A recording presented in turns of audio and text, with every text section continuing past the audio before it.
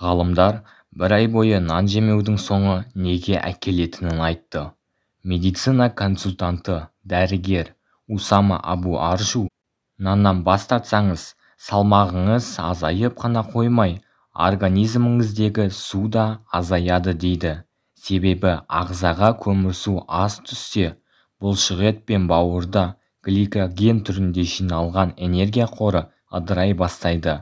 Осының салдарынан организмнен артық су шығады, салмақ азаяды, сондай-ақ тәбет те төмендейді. Оны ғалымдар нанның құрамында болатын рафинатталған көмірсудың қандағы қант деңгейін бірден көтеретіндігімен байланыстырып отыр. Мұндай жағдайда организм бұны бірден инсулиннің көмегімен төмендетуге тырысып, нәтижесінде адам қарны ашқанын түсінеді. Ғалымдар наннан мүлдем бас тарту организмге зиян екенін алға тартып отыр.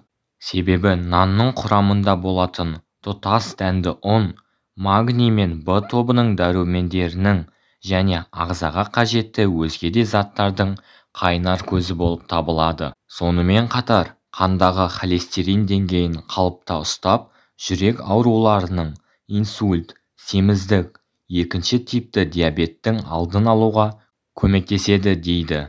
Денсаулығыңызды сақтау үшін тек қана рафинатталған ұннан жасалатын ақ қантты шектеу жеткілікті көрінеді.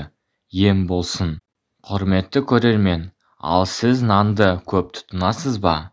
Төменге жаза кетіңіз. Видео пайдалы болды деген ойдамын.